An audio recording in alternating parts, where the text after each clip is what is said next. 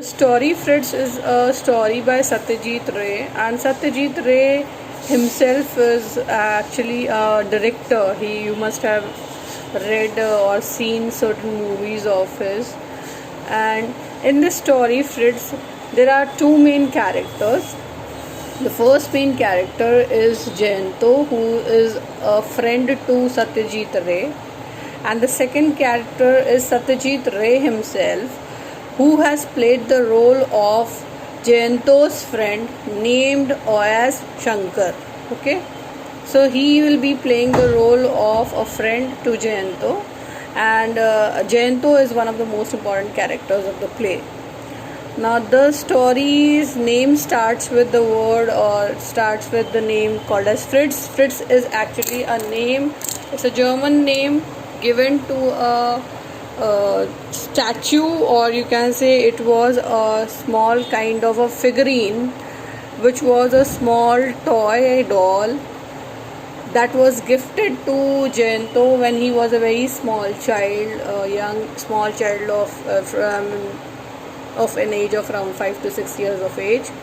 And when he was given that doll by his uncle, he has said that the seller who was selling this doll has said to me that while you will be addressing to that doll, you should always call it with its name called as Fritz, otherwise it is not going to respond. And if you talk about the features of that doll, it was quite very lifelike. It looked to be very, very real and absolutely very, very perfect as far as the appearance of the doll was concerned. Every minute detail, though it was a small figurine, or you can say it was just a small toy doll, but then too it was very beautiful to look at. If you talk about the appearance of that Fritz, it was absolutely everything was perfectly present in that doll. The doll was dressed in in Swiss style only, and when it was dressed in that style, there was a Swiss cap on its head, and the Swiss cap also had a feather. There were buckles, the belt was there, buttons were there. So if though small, the figure was small enough, but it was having each and every detail in a very minute and beautiful manner. Okay, and therefore you can say that that doll was quite very near to the heart of Jayanto. Now the story is mainly about this doll Fritz only. Though if you will get to know about the story in Fritz in detail, it is actually a story with which you might get to feel that it is a kind of a story which carries or has certain kind of paranormal activities, or it's some kind of a spirit or some kind of a ghost story. Okay, and that you will get to know in detail. Starting off with the chapter, it's written over here, it's mentioned over here: after having stared at Jayanto for a whole minute, I could not help asking him, "Are you well? You seem to be in low spirit today." Now, I over here is who? Shankar. And Shankar is actually the author of the story, that is Satyajit Ray. He has named himself as Shankar over here.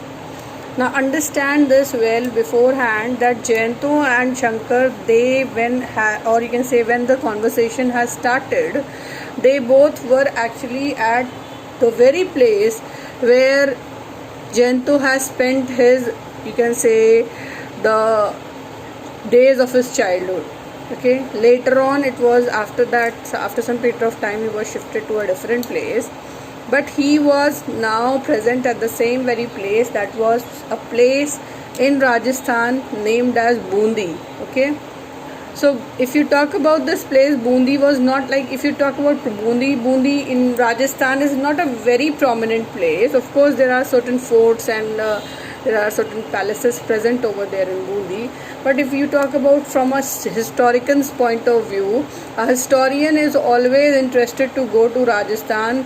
Then he will, if he is interested to go to Rajasthan, he will definitely visit to certain places which are just like Chittorgarh, Jaipur, or something of that, Udaipur and all, because they carry much more historical importance. And that was quite very amazing for Shankar also, that why was Jayanto so very much interested in going to the place.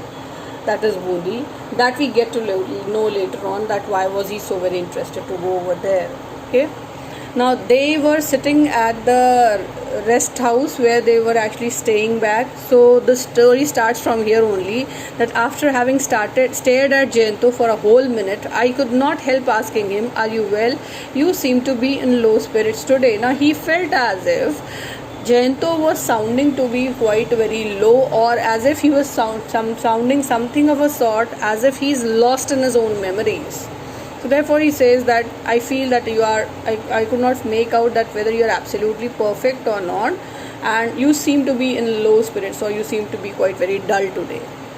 Jayanto quickly lost his slightly preoccupied air, gave me a boyish smile and said, "No, on the contrary, I am feeling a little better. This place is truly wonderful." Now he says that no, it's not the same case. On the other hand, I am feeling a bit better. Lost his slightly preoccupied air. This is what is written, lost his slightly preoccupied air. That means what is that he actually just got out of the emotional well in which he was into, and he just got out of it as he was shaken by whom? Shaken by Shankar, to just realize that he was also present over there and he must talk to him also. So that same thing has been said over here. Jayanto quickly lost his slightly preoccupied air, gave him a boyish smile, and then he smiled at him just like a boy. "No, on the other hand, I am feeling a quite lot better here. This place is truly wonderful." Now he felt that that place was quite very wonderful to look at and wonderful to give the ambience and all. So therefore he said that that place was quite very wonderful. "You've been here before, didn't you know how good it was?" Now Shankar is saying this, that it's not a new place for you. You have been already over here to this place, and didn't you know how good it was? That means it's a very common thing for you because you've been to this place number of years back, but it could not be a wonderful thing for you because you've already been used to it. "I had nearly forgotten," Jayanto sighed. Now he just sighed and took a deep breath and said, "I've actually forgotten everything. Now some of my memories are coming back slowly." Now that means I am actually recalling or able to recall things one by one slowly. That means at times it happens with us also, that when we go to our ancestral houses or you go to your houses of your forefathers, maybe you must have spent some time over there, and then at times there are certain memories which get attached to those particular things which are available in those ancestral houses. But when they might not be present in your mind all the time, but of course when you look at those things present in those ancestral houses, those memories may start to come back. Okay, the same thing was happening over here with Jayanto also, that as and on, like he was looking at those different things present over there in the bungalow, he was able to recall everything of his childhood. The bungalow certainly appeared unchanged. I can even recognize some of the old furniture, such as these cane chairs and tables. That means there was rarely any kind of difference in the bungalow, and moreover there were still those cane chairs and tables which were present over there in the bungalow, and he can easily make out those that they actually belong to the same period of time. The bearer came in with tea and biscuits on a tray. I poured. The bearer refers to the servant or the person who was looking after the house. The caretaker came over there with tea and biscuits on a tray, and then he poured. Who is I over here? That is Shankar. He is actually the narrator of the story. "When did you come here last?" Now he questions him that when have you come over here for the last time? 31 years ago. I was 6 then. Now he says that I came over here when it was around 31 years ago, and at that age I was just 6 years of age. So you can make out that maybe it was like Jayanto's age was around 37 to 38 years of age.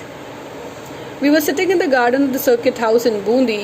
We had arrived only that morning. Jayanto and I were old friends." Now this paragraph tells you about the description about how they both became acquainted with each other. Okay, that is how Jayanto and Shankar knew each other. So it's written here, Jayanto and I were old friends. We had gone to the same school and college. He now worked in the editorial division of a newspaper, and I taught in a school. He was working in the editorial division of the newspaper, and whereas Shankar was working in a school, teaching in a school. Although we had different kind of jobs, it had not made any difference in our friendship. Of course, they had different areas of interest as far as job was concerned, but that does not lay any impact on their friendship. We had been planning a trip to Rajasthan for quite some time. The main difficulty lay in both of us being able to get away together. That had at last been made possible. Now, they both were planning to visit that place since a long span of time, but they were not getting a common time where they can definitely go all together over there, but ultimately it was made possible. Now, here in this paragraph, he tells that why he was very interested to go over there, and why he was wondering why he wanted to go to the place called as Bundi and not to go to the place like Udaipur, Jaipur or Chittorgarh. Most people go to Jaipur, Udaipur or Chittor when they go to Rajasthan, but Jayanto kept talking about going to Bundi. That means he was all the time and only interested in going to the place called as Bundi. I had no objection for having read Tagore's poem, The Fort of Bundi. Now, I over here is Shankar again, so he said, I did not have any kind of objection that why is he interested to go over there, because he as a teacher has also read a poem that was The Fort of Bundi, and so he was interested to look at that thing which he has actually read in books. Like for example, when we also talk about ourselves, if we have read something about say Taj Mahal or anything, and when we get to see it live, that really creates an area of interest in our mind. So that same thing was happening with him. I was certainly familiar with the name of the place and felt a pleasurable excitement at the prospect of actually seeing the fort. Not many people came to Bundi, but that did not mean that there was not much to see there. That means it was not a very frequent place for the tourists and all to visit over there, but it was not also so that it was not a place not as good to look at also. It could be that from the point of view of a historian, Udaipur, Jodhpur and Chittor had a lot more to offer. There were many more things to explore. But simply as a beautiful place, Bundi was also a perfect one. That means beautiful place like Bundi or a Bundi was quite a very beautiful place, and it was quite very perfect to look at. However, Jayanto's insistence on Bundi did puzzle me somewhat. I learned the reason train when we were coming down. This paragraph tells you why he was interested to go to Bundi. So he says, I learned the reason for why Jayanto was interested to visit Bundi. On the train when we were coming down, Jayanto's father, this also tells about the parental description of Jayanto. Jayanto's father, Animesh Das Gupta, had worked in the archaeological department. His work sometimes took him to historical places, and Jayanto had as a child come to Bundi. He had always wanted to return after growing up, just to see how much the modern Bundi compared to the image he had in his mind. Now, he actually wanted to visit Bundi just because of the fact that he wanted to compare the difference that has taken place between the modern Bundi and the present one, the older one, which he had left 31 years ago. The circuit house was really rather splendid. The circuit house is actually the rest house where they were staying back. Built during the time of the British. Now this paragraph tells you about the description of the circuit house also. It was built during the time of the Britishers, and it must have been at least 100 years old. It was a single-storied building with a sloping tiled roof. There was sloping tiled roof present over there. The rooms had high ceilings, and the skylights had long dangling ropes which could be pulled to open and shut them. Now the skylights basically were kind of ventilators which were of such kind that during that time they could pull down the rope, or they could release the rope so as to close and open the skylights. Okay, so they were also present over there, and they had long dangling ropes which were attached to those skylights. The veranda faced the east. Right opposite it was a huge garden with a large number of roses in full bloom. Behind these were a lot of trees which obviously housed a vast section of the local birds. That means there were many number of trees present also, which was a place of living for those birds or local birds present. Parrots could be seen everywhere, and peacocks could be heard, but only outside the compound. These were the different birds. They have been described not in detail, but something has been told about them. We had already been on a sightseeing tour of the town. The famous fort of Bundi was placed amidst the hills. Now, this particular paragraph tells you about the description of the place. The beautiful famous fort of Bundi was placed amongst the hill. We had seen it from a distance that day, but decided to go back to take a closer look. The only reminders of modern times were the electric poles. That means there were only changes which were present over there, and which actually define that okay, there is some change or there is some effect of modernization, and they were only the electric poles. Otherwise, it seemed to be as though we were back in the old Rajputana houses. The streets were cobbled streets means they were actually mended and repaired at times whenever as and when they wanted to. The houses had balconies jutting out from the first floor. The carvings done on these and the wooden doors bore evidence of work of master craftsmen. Now the doors and all windows, they were crafted and designed very beautifully by the craftsmen, and actually it was a replica of the work that has been done by them, or the hard work that they had put in so as to present that. It was difficult to believe we were living in the age of machines, and then when you look at that place, it was absolutely quite very difficult to believe that you were living in an age of machines.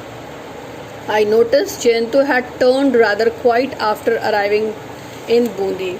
Now, what he could definitely notice a change in Jayanto was that he felt as if after arriving in Bundi, there was a change in the attitude and the behavior of Jayanto.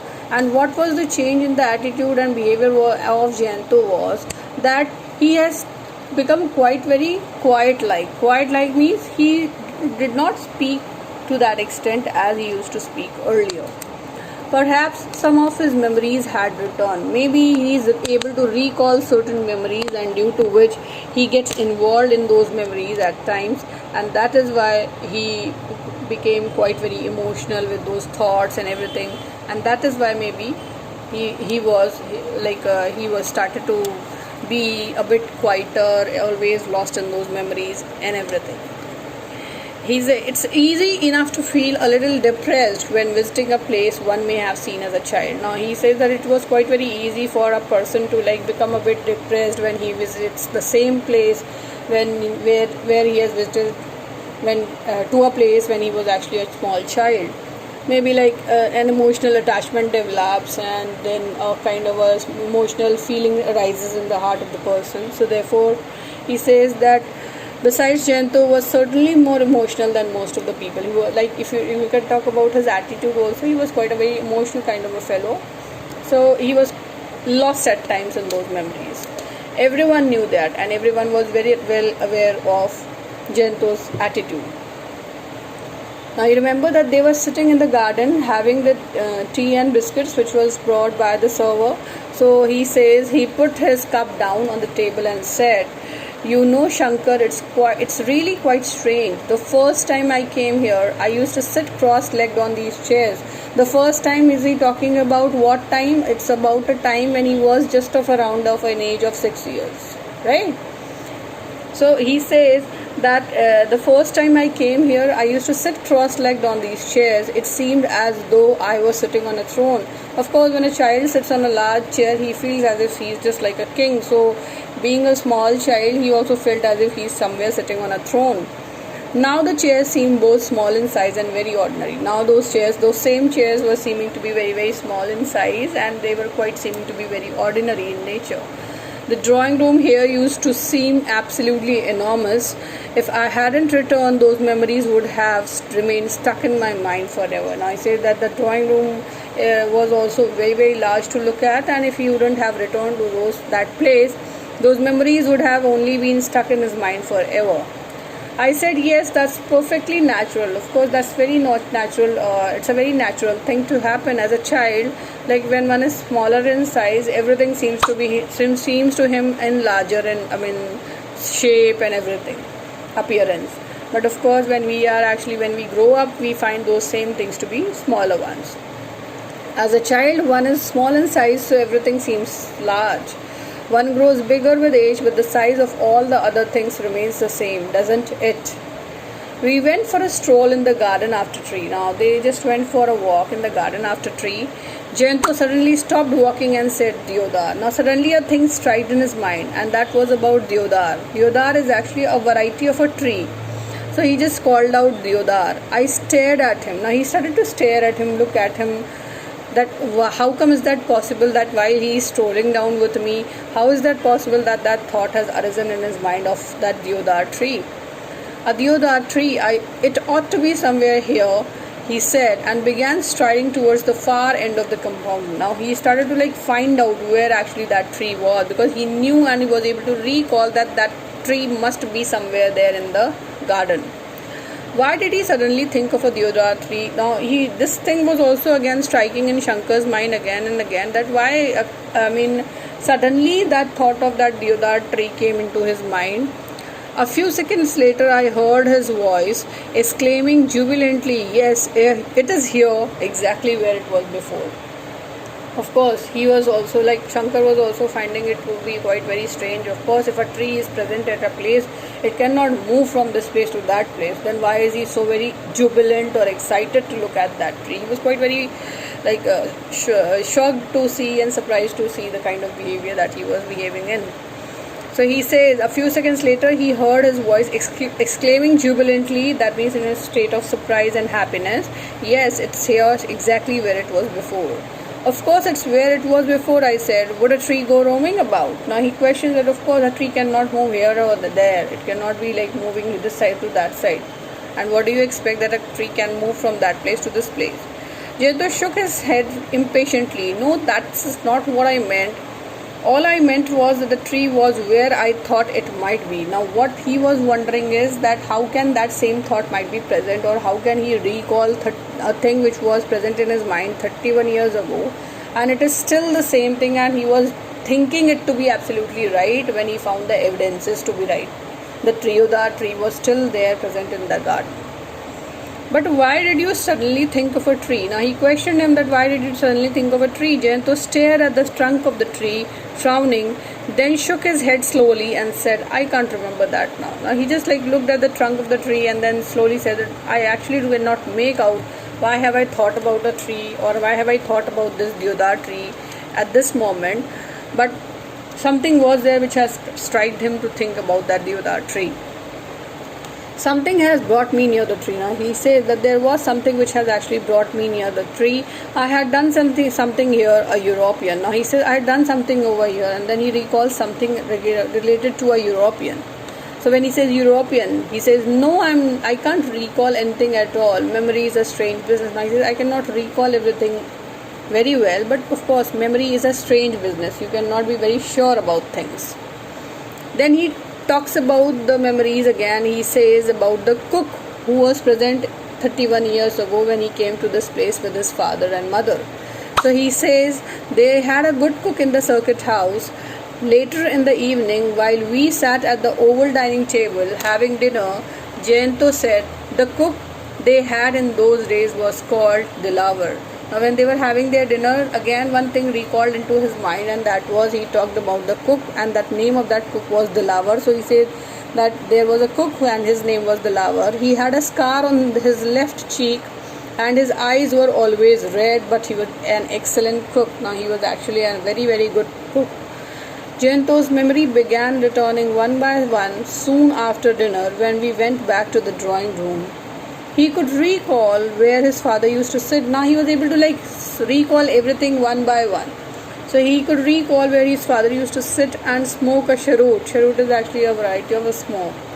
Where his mother used to knit. His mother used to do the knitting part and everything, and what magazines lay on the table. And he also recalled what kind of magazines were all the time lying down on the table.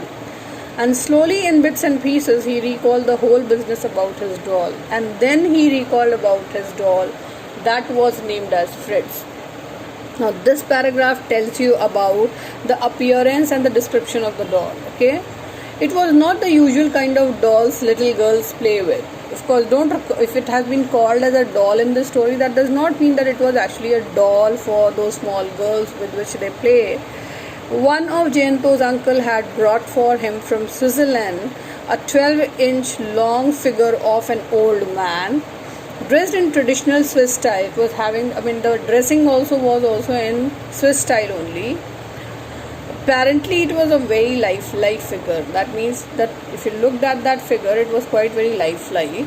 Although it was not mechanized, it was possible to bend and twist its limbs. Of course, it was not, you can say, a mechanized figure, but of course, there was a possibility that the limbs and the legs or the hands of that figurine can be twisted to this side and that side. Its face had a smile on it, and on its head it wore a Swiss cap with a little yellow feathers sticking out from it. Its clothes, especially in their little details, were perfect. Belt, buttons, pockets, collars, socks. That means everything was very perfectly displayed over there in his appearance, in the appearance of that particular doll. There were even little buckles on the shoes. So that was quite very surprising to look at that particular figurine. His uncle, this is what his uncle has told him while giving him this gift. He said his uncle has returned from Europe shortly before Jayanto left for Bundi with his parents.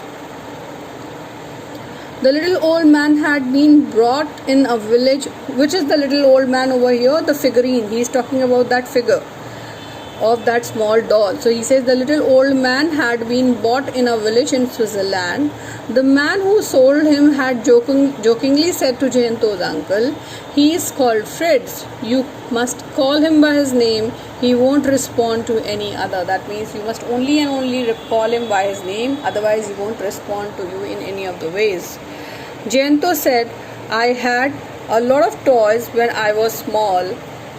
My parents gave me practically everything I wanted, perhaps because I was their only child." He was actually the only child of his parent. But once I had Fritz, I forgot all other his toys. That means once he has got Fritz as a toy for himself, he has absolutely forgotten all the other toys that he had in his house. It's written here, all my other toys, I played only with him. And then he started to only and only play with Fritz. A time came when I began to spend hours just talking to him. Now, it was also a time that he used to just keep on talking to that doll all the time, discussing, conversating, everything to that doll. Our conversation had to be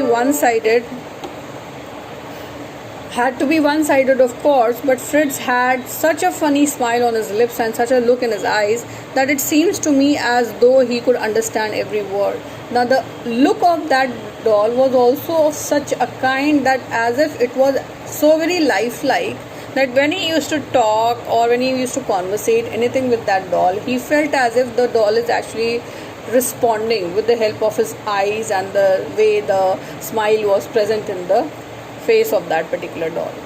Sometimes I wondered if he would actually converse with me if I could speak to him in German. Now, he believed that maybe if I am able to speak to him in German, then the doll might talk to him. Now, it seems like a childish fantasy, but at that time the whole thing was very real to me. My parents did warn me not to overdo things, and his parents have also warned him not to be overdoing with things. That means not to be overdoing with things means that not to be too much involved with those things or only one doll. But I listened to no one. I had not been put in school, so I had all the time in the world for Fritz. He was not going to school also those days, so therefore he was having enough time to be free and moreover to spend time all the time with the doll only. Jayanto felt silent. I looked at my watch and realized it was 9:30 p.m. It was quite outside. We were sitting in the drawing room of the circuit house. An old lamp burned in the room. I asked what happened to the doll, and then he questioned that what had happened to the doll. Now, in this page, he will also tell what had happened with the doll. He says Jayanto was still quite deep in thought. Still, he was like involved in those thoughts only. His answer to my question came so late that by that time I had started to think that he has not heard me only. He felt as if maybe Jayanto did not hear also what Shankar has asked him about the doll. But he was so much involved and recalling everything that he listened to what has he said. I had brought it to Bundi. It was destroyed over here. Now he says that when I came over here to Bundi, I had brought it over here with me. He questions him that destroyed, how is that possible? Jayanta sighed. Now, this sighing also represents the deep pain that he felt for the destruction of that doll. So he says, we were sitting out in the we here refers to his family. His family means his mother and father and he himself. So we were sitting out on the lawn having tea.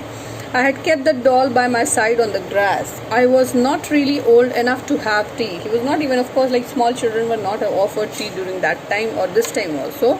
But I insisted, maybe he must have insisted as a child to have tea.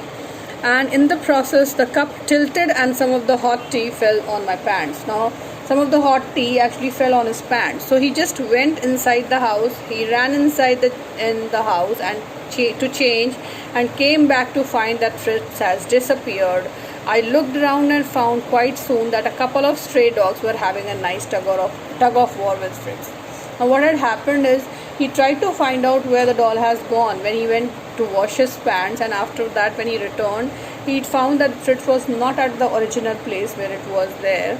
So he just tried to find out where the doll has gone and ultimately found out that there was a couple of stray dogs. They were dogs and they were actually having a nice tug of war. Tug of war means what? They were actually pulling this side and that side the doll. And although he didn't actually come apart, that means the doll did not separate. That means the limbs or the hands did not separate from the doll. His face was battered beyond recognition. The face of the doll was absolutely battered, destroyed, and you cannot easily recognize the appearance or the doll's face. His face was battered beyond recognition and his clothes were torn. In other words, Fritz did not exist for me anymore. He was dead. Now, according to him, it was so that Fritz did not live for him anymore and therefore he believed that he was actually dead. And then Jayanto's story intrigued me. Now, intrigued means like it actually was now a matter of interest for him also, that what could have happened later on after the doll was destroyed. What could possibly happen after that? I arranged his funeral, that's all. Now he said that I have actually, can I do is I arranged for a funeral procession also. Now arranging a funeral procession also displays the attachment that he had with the doll. Meaning, he says, I buried him under the deodar tree. Now you can make out the connection why he recalled the deodar tree. He says that I had buried him under the deodar tree. I had wanted to make a coffin. Fritz was after all a European. But I could not find not even a little box. So in the end, I buried him just like that. So in the end, he has just buried him just like that, under that tree or under that deodar tree. So now you can make out why he was recalling about the deodar tree and why he wanted to have a look at that deodar tree, or why he was searching for that deodar tree. Okay. Rest of the things we will discuss in the next class.